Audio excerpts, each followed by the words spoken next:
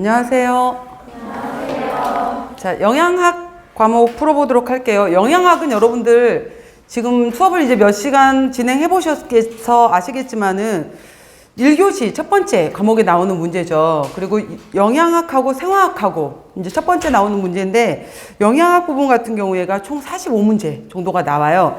그리고 제가 여러분들 유인물 나눠드렸죠. 프린트물 같이 오늘 첫 번째 시간에는 양쪽을 같이 병행하면서 같이 보도록 할게요. 자, 그래서 맨 앞에 제가 써놓은 게 뭐였었냐면은, 영양학이라는 과목에는 기초 영양학, 고급 영양학, 그리고 생애주기 영양학 이렇게 해서 들어가요. 그리고 제가 다른 과목 요약 정리 드렸던 것보다 이 영양학 쪽은 조금 더 많아요, 내용이. 그래서 여러분들이 충분히, 근데 문제가 이렇게 길진 않거든요. 길진 않기 때문에 몇 번 반복해서 계속해서 암기하시면은 쉽게 풀 수 있는 부분이라고 생각합니다. 자, 1번 문제 이제 모의고사 1회부터 한번 들어가 보도록 할게요. 보면서 같이 진행할게요.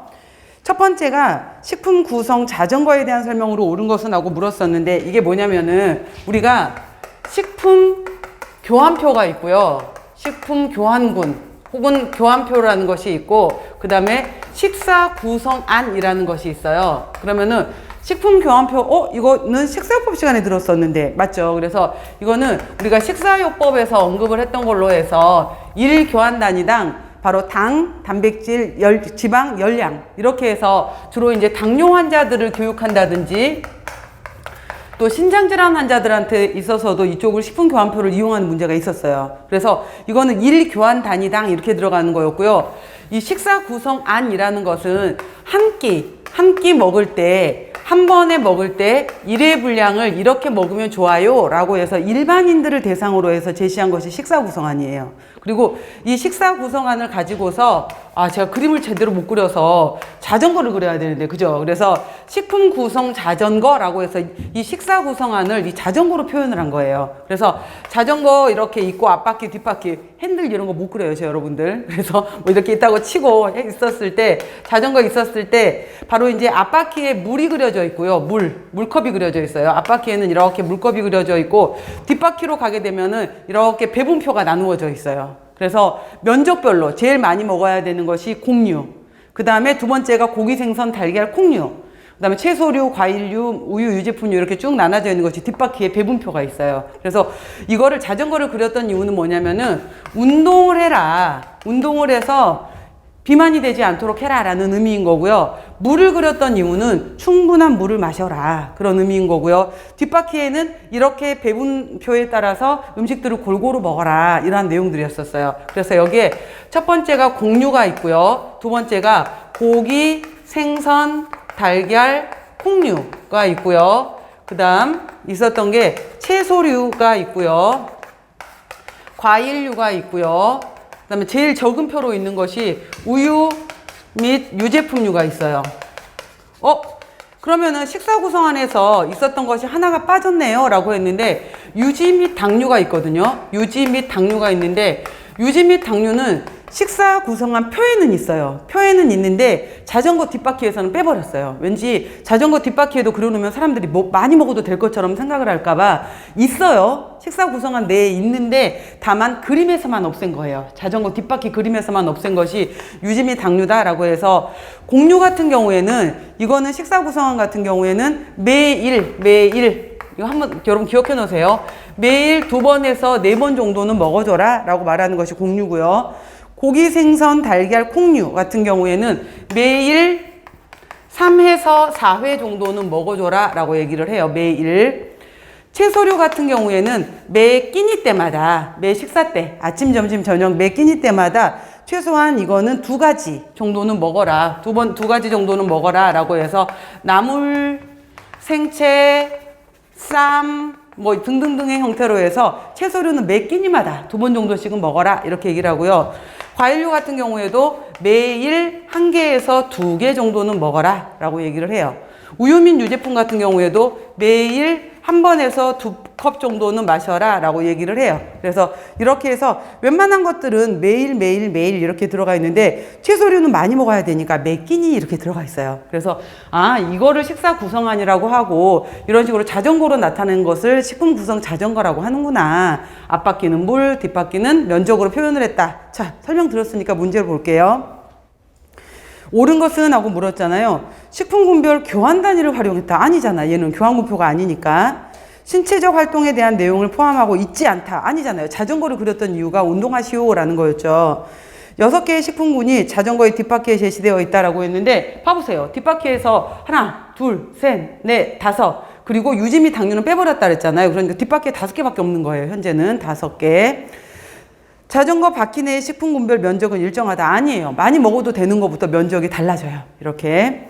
그래서 식품군별 권장 식사 패턴의 섭취 횟수, 분량을 고려해서 제시하였다. 정답은 5번이에요. 식사 구성안도 딱 이 한 문제로 여러분들이 정리해 놓으시기 바랍니다. 두 번째, 스케몬의 성장 곡선이라 니은에 해당되는 내용으로 옳은 것은? 하고 물었죠. 여러분들 제가 드렸던 프린트물에서 17페이지 펴보세요. 17페이지를 보시면은 여기에서 생애주기 영양학에서 첫 번째 나와 있는 것이 성장, 발달 이렇게 나와 있잖아요. 성장이라는 의미는 전체적으로 크기, 길이가 커지는 것을 우리가 너 키 진짜 많이 컸다. 키 되게 많이 성장했다. 이렇게 표현을 하잖아요. 크기나 길이가 길어지는 것을 성장이라고 얘기를 하고요. 너 정말 소근육이 많이 발달되었네. 그래서 아가들이 왜 단추도 나중에는 지퍼도 잠글 수 있고 단추도 낄 수 있잖아요. 이런 것들 발달이라고 하는 거예요. 작은 기능들을 하는 것을 바로 발달이라고 하는 거고요. 맨 처음에는 세포가 성장할 때 맨 처음에는 세포 분열에 의해서 세포 수가 증가를 해요. 그래서 1단계, 2단계, 3단계, 4단계 이랬는데 여기서처럼 1, 2, 3, 4에서 1은 맨 처음에 DNA 수가 증가를 해요. 두 번째 단계에서는 DNA 수, 분열이 일어나니까 수도 증가하고 크기도 증가를 해요.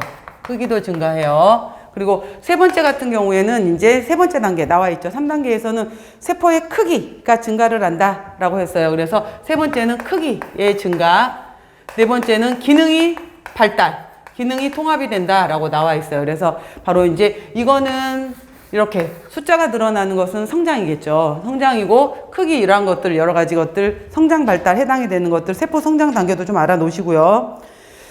그리고 잘 물어보는 게 그 그림이에요. 그림 한번 딱 봐 놓으세요. 이제는 보시면은 그 아래로 Y축 먼저 그래프를 먼저 보시면은 0, 2, 4, 6, 8, 10 이게 나이예요. Y축은 나이고요. X축은 나이에 해당이 되는 거고 이렇게 세로로 Y축에 해당이 되는 것을 봤더니 개인별 성장률이라고 되어 있죠. 그래서 맨 처음에 앞에 거부터 봐보세요. 맨 앞에 거 보시면은 이렇게 되어 있잖아요. 그래프의 모양이 맨 앞에 해당이 되는 것이 이렇게 되어 있죠. 그래서 이렇게 되어 있는데 이게 뭐냐면 신경계형이다 이렇게 되어 있잖아요. 그래서 뇌신경은 여러분들 뇌에 해당이 되는 것은 엄마 뱃속에서부터 발달을 하기 시작해요. 엄마 뱃속에서부터 발달을 해서 거의 3에서 6세면은 다 끝나요. 거의 성인의 90%까지 발달이 되는 것이 신경계예요. 그래서 뱃속에서의 태아 관리도 굉장히 중요한 거예요.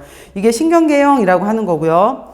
그 다음에 일반계형이라고 말하는 것은 뭐냐면은 일반계형의 특징 한번 알아둡시다. 여러분들 아가들이 제일 많이 클 때가 보통 태어나서 여러분들 이거 이따 제가 다시 얘기할 건데 태어났을 때 신생아로 태어났었을 때 그냥 평균 50cm라고 칩시다. 50cm고 키는 50cm 그 다음에 몸무게를 3kg이라고 보자고요. 물론 아가들마다 뭐 60cm 아가도 있고 4kg짜리 아가도 있지만은 태어났었을 때 50cm에 3kg였다라고 하게 되면은 보통 우리가 100일 무렵 있잖아요. 100일 때가 제일 젖살 올라서 통통하잖아요. 그래서 3개월에서 4개월 정도가 됐었을 때 키 같은 경우에도 자라기도 하지만은 몸무게가 이때가 거의 6에서 7kg으로 해서 2배로 자라요. 이때가 제일 통통하게 자라 있을 때고요.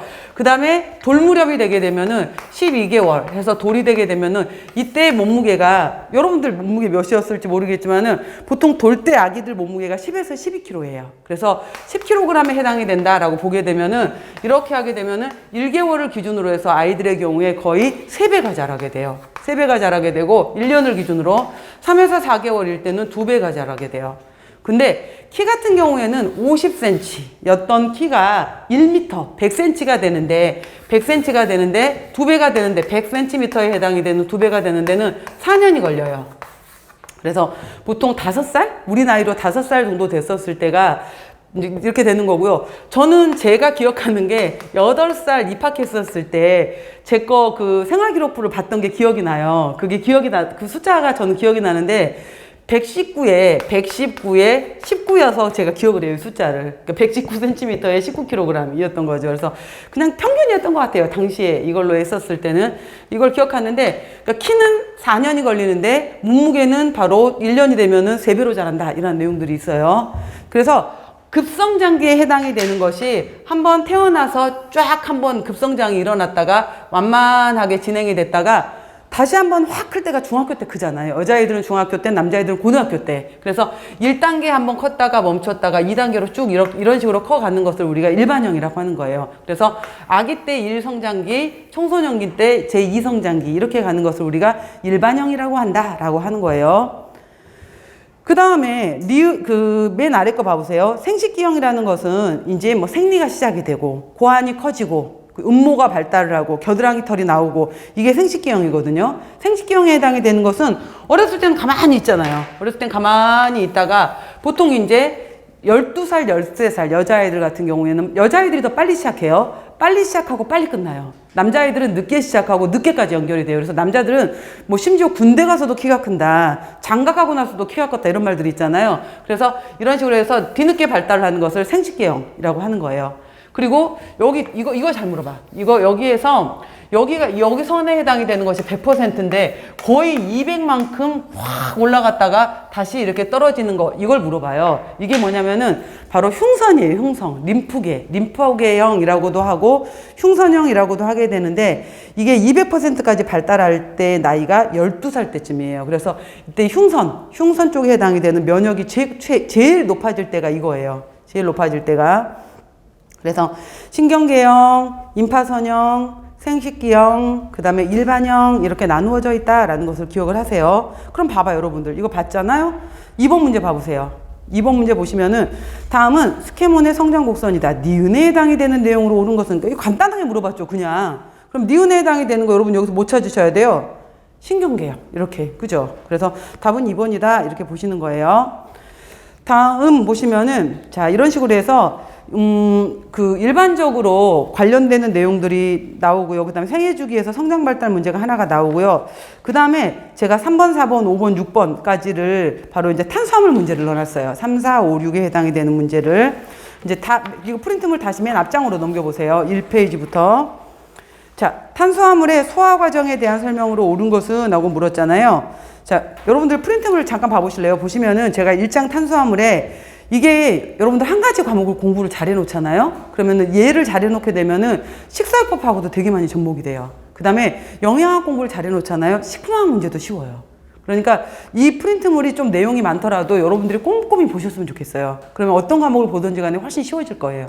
그래서 제가 분류를 해놨던 게 탄수화물의 정의가 무엇이냐, 그 다음에 자 쭉 그래서 단당류 한 개짜리인데 오각형의 형태를 갖는 오탄당, 육각형의 형태를 갖는 육탄당이 있다. 두 개가 뭉쳐져 있는 것을 이당류라고 해요. 자, 여기에는 메가당이 있고 서당이 있고 유당이 있다라는 거예요. 올리고당은 3개에서 10개짜리를 올리고당이라고 한다라고 했고요. 다당류는 여러 개가 뭉쳐 있는 걸 다당류라고 해요. 근데 똑같은 것이 여러 개 뭉쳐 있는 것을 단순다당류, 서로 틀린 것들이 섞여 있는 것을 복합다당류라고 하는 거예요. 그래서 우리가 알고 있는 전분에 해당이 되는 것이 단순다당류인데 얘는 글루코즈로만 이루어진 거예요. 그러니까 단순다당류지. 그 다음에 복합다당류 같은 경우에 해당이 되는 것은 2가지, 3가지가 섞여 있는 것들이에요. 펙틴, 헤파린 이란 것들도 있다라고 했습니다. 자, 그 다음에 탄수화물의 기능 봐보세요. 우리가 여기 기능에서 첫 번째로 나오는 것들이 우선순위예요. 첫 번째로 나오는 것이 첫 번째 기능이에요. 우리가 밥 먹어라, 밥 먹었냐, 밥은 드셨습니까? 라고 물어보는 게 그만큼 이제 에너지원으로 중요한 거잖아요. 탄수화물 이러면 무조건 에너지예요. 첫 번째는 에너지. 그 다음에 두 번째는 단백질이 전략작용이라고 되어 있는데 여러분 제가 이거 식사법 시간에 했던 거 기억나시죠? 탄수화물이 충분히 있어야지 체조직을 분해를 하지 않는다. 탄수화물이 부족하면 내 몸을 분해해버린다 라고 했잖아요. 그거를 바로 단백질 전략작용이라고 표현을 하는 거예요. 그 다음에 세 번째, 이거 진짜 3가지 중에 시험 문제로 조금 어렵게 내야 되겠다 그러면 케톤증 문제로 나와요. 그래서 최소한 당을 100g 이상 먹어야 되는 이유가 뭐냐라고 물어보게 되면은 당질이 부족하게 되면 지방이 분해가 되고 지방이 분해가 되면 케톤체를 만들더라라고 했었잖아요. 그래서 케톤체 보시면은 아세토아세테이트, 아세톤, 베타히드록시뷰트레이트라고 했고요. 특히 여기 두 번째에 있었던 아세톤이 숨을 통해서 나와서 당뇨 환자들은 숨결에 과일 썩은 향이 난다라고 했던 거 기억나시죠? 그거예요, 아세톤. 그래서 2020 한국인 영양소 섭취 기준에 바로 당질의 평균 필요량하고 권장 섭취량이 처음 들어갔어요. 이거 꼭 외우세요. 그래서 바로 2020 한국인 영양소 섭취 기준에 그리고 제가 그 이론 수업을 들으셨던 분들은 이론 교재에 제가 2020 한국인 영양소 섭취 기준 요약본이 교재에 실려 있어요. 근데 이 문제풀이 시간에 들어오신 분들 같은 경우에는 그 내용이 혹여 없으시고 아니면 나는 졸업한 지가 좀 됐어. 그래서 내가 갖고 있는 것은 2015 버전이야 라고 하실까봐 제가 그거를 자료실에다 올려놨어요. 학원 자료실에 올려놨으니까 거기에서 다운 받으시면 돼요. 그리고 지금 여기 실강으로 오신 분들은 좀 자료를 뽑아달라고 하시던지 아니면 그 자료를 열어달라고 하시던지 하시면 될 거예요. 그래서 그거 한번 참고로 보세요. 2020 버전으로 나와 있는 거 올려놨습니다. 자료실에. 자, 그래서 그 내용들 평균 필요량이 100이다. 권장 섭취량은 130이다. 그 내용이 있고요. 그 다음에 감미료로서 작용을 한다. 또 우리 몸의 혈당을 유지하는 데도 굉장히 중요합니다. 혈당. 자, 그 밖에 바로 RNA, DNA, 효소 이러한 것들에도 중요하고 간 해독작용, 글루크로닉 액시드로도 중요하다라는 내용이 있고요. 탄수화물의 소화에 대해서 탄수화물의 소화는 우리가 입에서부터 오랫동안 저작작용을 해라 이렇게 얘기를 하잖아요. 그래서 바로 구강, 바로 타액, 침, 알파 아밀라제가 들어있고 여기서부터 전분을 분해시키기 시작하는 거예요. 입에서 저작작용 오래 하는 거 굉장히 중요해요. 그래서 바로 입에서부터 시작이 됩니다. 위에서는 못해요. 위산이 바로 최적 활성도가 되질 못해요. 그리고 결정적인 분해 역할을 해주는 것은 췌장의 알파아밀라제. 췌장의 알파아밀라제가 소장으로 들어와서 결정적인 역할들을 해요.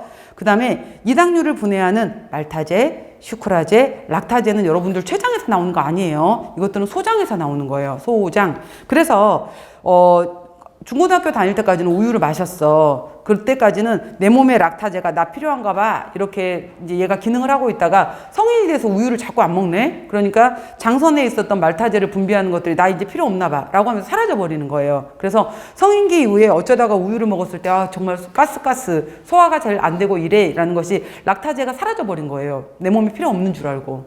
바로 이걸 유당불내증이라고 얘기를 하는 거죠. 말타제, 슈크라제, 락타제이고요. 넘겨보세요. 그 다음에 탄수화물의 흡수에 대해서도 얘기를 했어요. 자, 이거 시험 문제 잘 나오는 게 하나 있어요. 먼저 탄수화물, 단백질, 지방 중에서 소화가 제일 잘 되고 흡수가 제일 잘 되는 게 당질이에요. 당질은 우리 몸에 들어오면은 98 숫자 외워놓으세요. 98까지 흡수가 된다라는 내용이 있고요. 그 다음에 당질은 반드시 단당으로 쪼개져야지 몸에 흡수가 돼요. 단당으로 쪼개줘야 되는데 갈락토즈가 제일 빠르고요. 그 다음 포도당이고요. 그 다음 과당이고요. 만노주고요. 자이로주예요. 그래서 갈락토즈하고 포도당이 제일 빠른데 자, 여기 밑에다가 왜 이것들이 제일 빠르냐면은 빠른 이유가 있어요. 우리가 수송 방법 중에서 능동수송이라는 것이 있고요. 그 다음에 촉진확산이라는 방법이 있고요. 그냥 확산 방법이 있는데 이 능동수송은 에너지, 모터, 자동차 이러한 걸로 해서 순식간에 이동을 해버리는 것이 능동수송이에요. 얘는 미끄럼틀을 타고 내려오는데 얘는 깔판, 썰매가 있는 거예요. 썰매를 타고 내려오게 되면 이동수단이 있으면 훨씬 더 빠르겠죠. 그 다음에 얘는 그냥 무게에 따라서 내려오는 게 확산인 거예요. 그럼 제일 늦어요. 그래서 능동수송으로 들어올 수 있는 것이 바로 여기에서 갈락토즈하고 포도당의 경우에가 능동수동으로 이동이 돼요.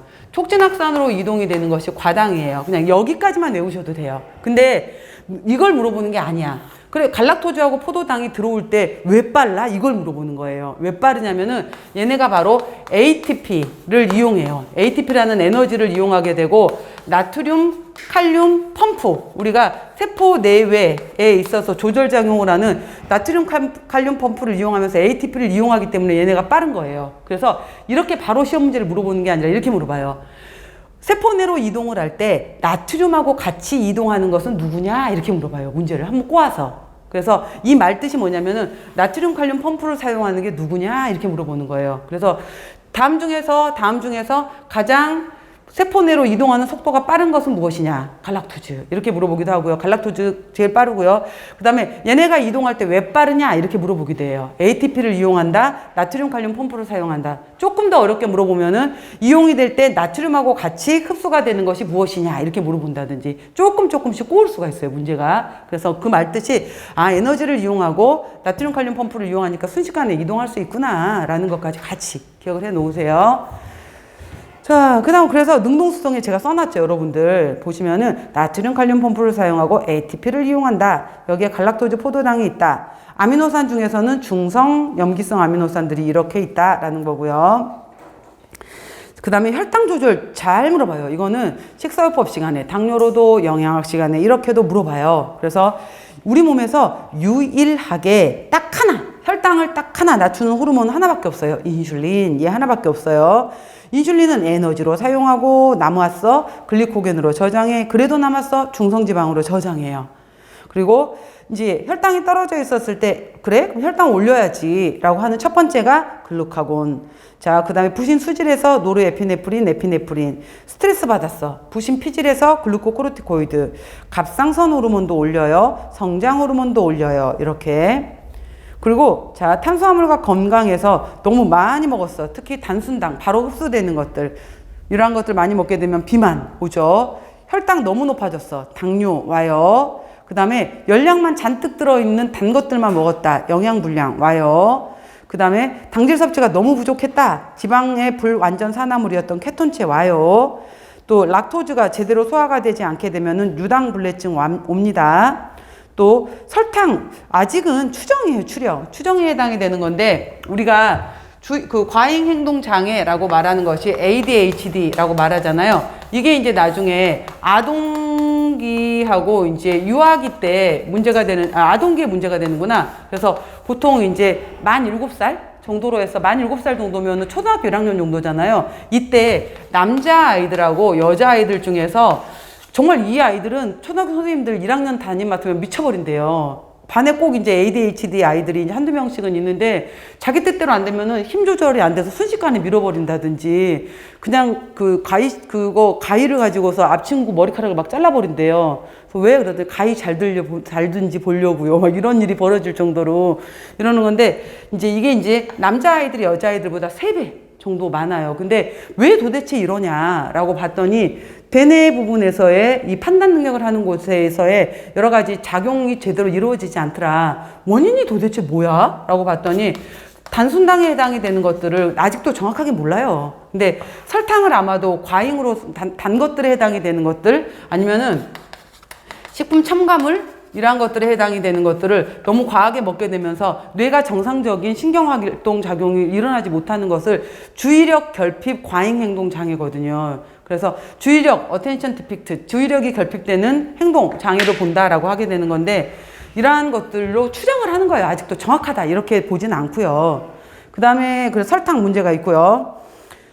충치도 참고로 봐놓으세요. 충치 같은 경우에는 구강 내 균 때문에 발생이 돼요. 스트랩토코커스 뮤탄스라는 균인데 이 균이 치아에 붙어 있어요. 근데 내가 끈적끈적 떡, 빵, 캐러멜, 젤리 이런 것들을 먹었잖아요. 그럼 이거 자체가 충치를 일으키는 게 아니에요. 이거 자체가 충치를 일으키는 것이 아니라 여기 치아 표면에 음식물이 이렇게 묻어 있게 되면은 여기에 지금 말한 스트랩토코커스 뮤탄스라는 세균이 작용을 하게 되면서 이 세균이 음식물들을 이용해서 산을 만들게 돼요. 이 산이 바로 치아를 공격하는 것을 충치, 치아 오식증이라고 하는 거예요. 그러니까 이 균이 없어야 되는 거예요, 균. 근데 어제 제가 재밌는 기사를 들었던 것 중에 하나가 요즘에 이제 계속해서 과학이라는 것은 새로운 연구들을 하잖아요. 입안 상태가 치매를 일으킨다. 라고 하는 게 맞대요. 그래서 아침 시간에 정말 양치질 잘해줘야 되는 거. 그리고 우리가 눈으로 보는 양치하고 그 스케일링해서 치석 제거하는 거하고 정말 다르잖아요. 그래서 치석 같은 게 방치가 돼버리면 치아가 다 빠져버리잖아요. 여러분들. 치아 밑까지 염증을 일으켜서. 그래서 치석은 1년에 2번 정도씩 그 스케일링을 받아주는 게 좋은 거고. 그다음 한 번은 의료보험으로 다 공짜로 되는 거 아시죠? 1년에 한 번씩은. 근데 아직 우리나라 사람들이 많이 안 온대요. 그래서 실제로 그것 때문에 알고 오는 사람이 채 20%도 안 된다 이러더라고요. 그래서 1년에 한 번은 스케일링은 무조건 공짜예요. 국가에서 다 제공해주는 공짜로 들어가는 건데 스케일링 반드시 해야 되는 거고요. 이거에 해당이 되는 균들이 신경을 타고 뇌로 들어가서 뇌 병변을 일으키고 치매를 일으키더라 이렇게도 얘기를 해요. 그래서 굉장히 치아 관리에 대한 중요성을 요즘에 계속 강조를 하더라고요. 양치질 이런 것들. 그러니까 당장 못할 때는 맹물로라도 입안을 헹궈내는 거 굉장히 중요합니다. 그래서 충치 얘기까지 있고요. 갈락토즈를 대사시키지 못하는 질환을 갈락토세미아라고 해요. 그래서 작년에 기출문제였을 거예요. 바로 갈락토세미아 환자들한테 어떤 효소가 작용을 하지 못하는가라고 했었는데 그 효소 이름이 갈락토즈 1포스페이트 유리들 트랜스퍼라제예요. 이 효소 이름 물어보는 게 시험 문제로 나왔어요. 즉 갈락토즈가 글루코즈로 바뀌는데 3개의 효소가 필요하거든요. 이 3개의 효소 중에서 가장 부족되는 효소가 바로 갈락토즈 1포스페이트 리들 트랜스퍼라제라는 효소예요.